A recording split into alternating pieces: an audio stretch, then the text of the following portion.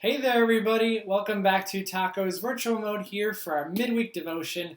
We are going back into this Bible that I have from the 2012 ELCA National Youth Gathering, going on day 4 of the final 15 devotion. So I hope that you stick around and listen to what the Word has for us today, and I hope that you can take what this says and apply it to the rest of your week so that you might have a great week and recenter yourself for the rest of the week. So stay tuned as we begin our midweek devotion. So here we go.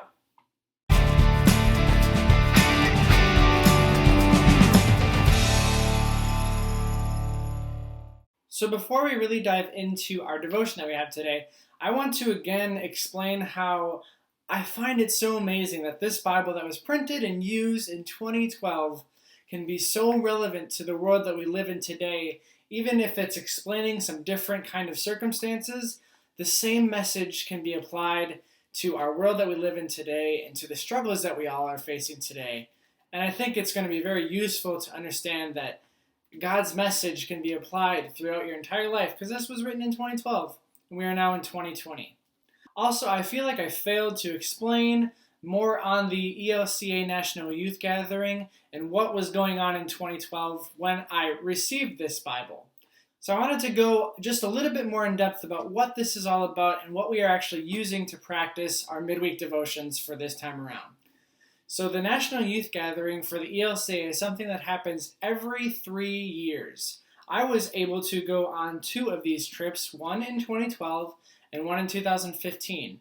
And what these National Youth Gatherings are is 30,000 plus youth and youth leaders get together in a major city in the United States, and they have 5 days worth of service, 5 days worth of worship, 5 days worth of practicing what it is to be a Lutheran. So it's basically this big convention put on by the ELCA where all of these individuals gather together to worship and glorify the name of Jesus Christ. So in 2012, this gathering that I attended was in New Orleans. Now, the interesting thing about the 2012 New Orleans gathering is that the ELCA had hosted the 2009 gathering in New Orleans as well.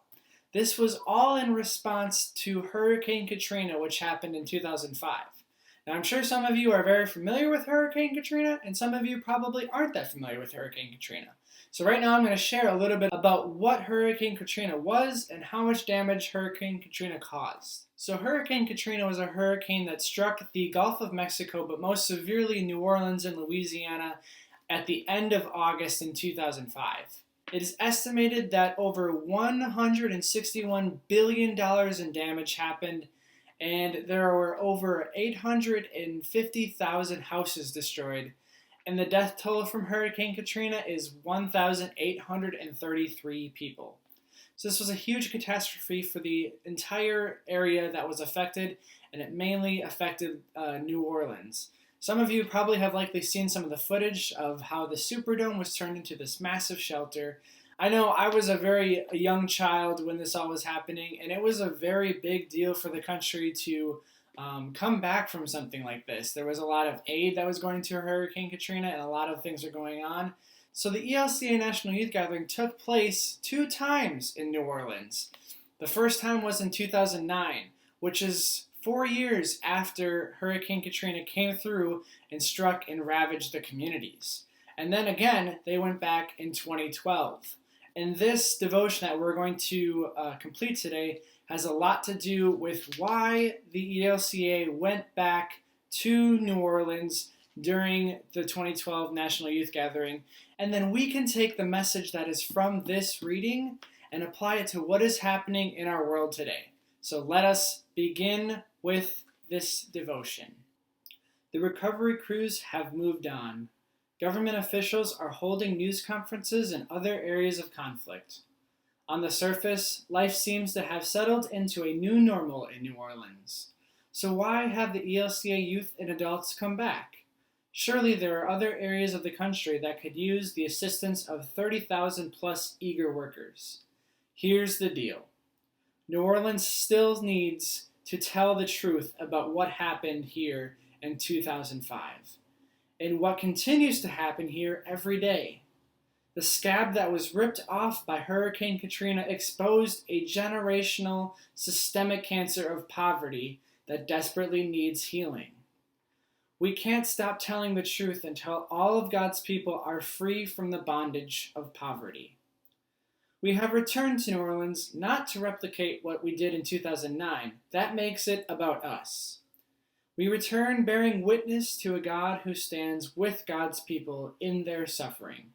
And in doing so, we learn about our own suffering and our own need for conversion. Our coming back says to the people of New Orleans, "We are with you as Jesus is with you."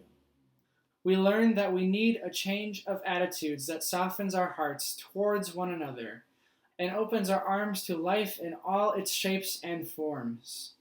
We stand with New Orleans in our mutual need for conversion, on the verge of totally new life. A life in which all enjoy freedom from the burdens of racism and poverty, and freedom that knows mutual welfare and security that true citizenship affords. The people of New Orleans told us they need people who will tell the truth about this systemic generational poverty they are attempting to overcome. New Orleans is everywhere if only we have eyes to see. So then a lot of this discussion points that are coming at the end of this reading where it's asking the questions kind of reflect the idea of where can injustice be found in your community? How can you help your neighbor and set your neighbor free by exposing the truth of their bondage? And a church and mission like ours is a church that tells the truth about what they see, about what God is calling you to tell the truth.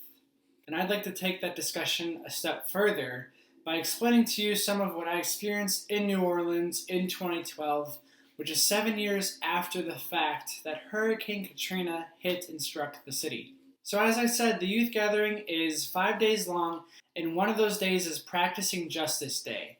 So on this day, typically what you do is you wear this orange shirt that you're given to by the youth gathering, and you and your group go out into the community and do some kind of service project or some dirty work or something like that that'll help the community get back on its feet.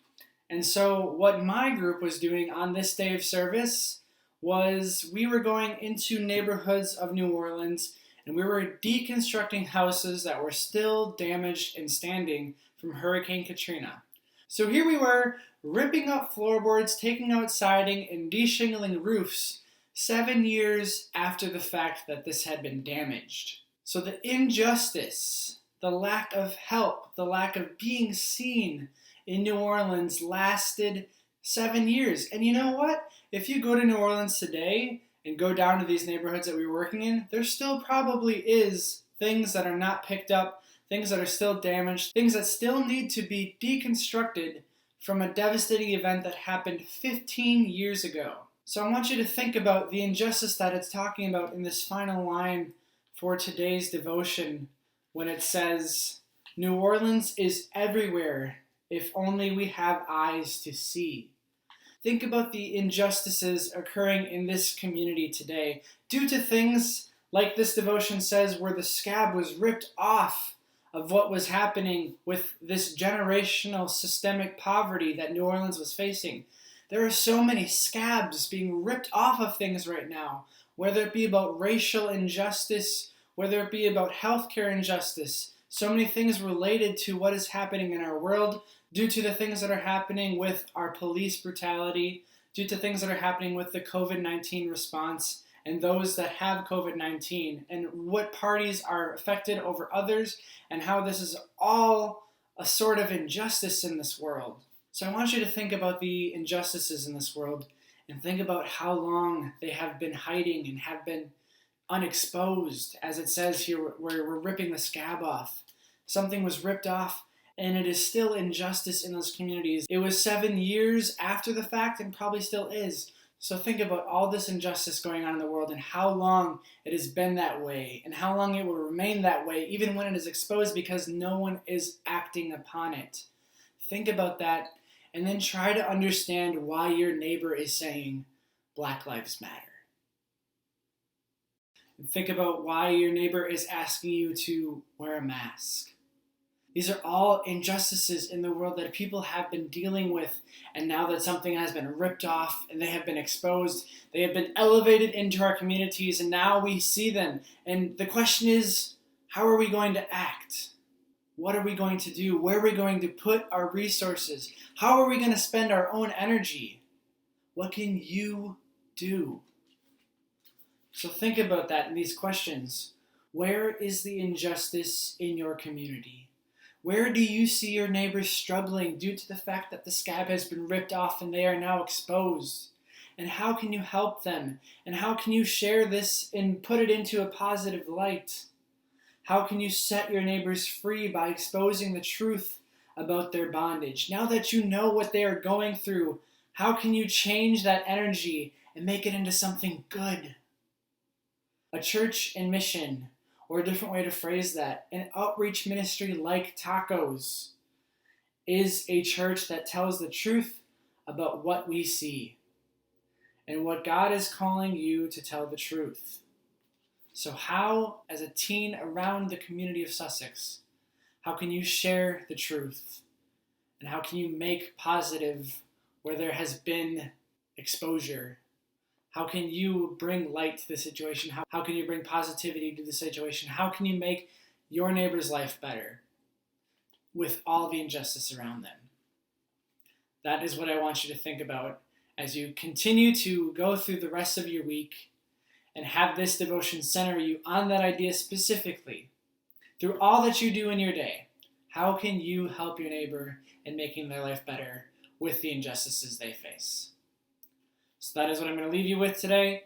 I hope you enjoyed coming along on the ride of this longer devotion, but I hope you enjoyed understanding the message that we have for today's devotion, and that you can take it with you for the rest of the week and for the rest of the month and for the rest of the year and wherever you go.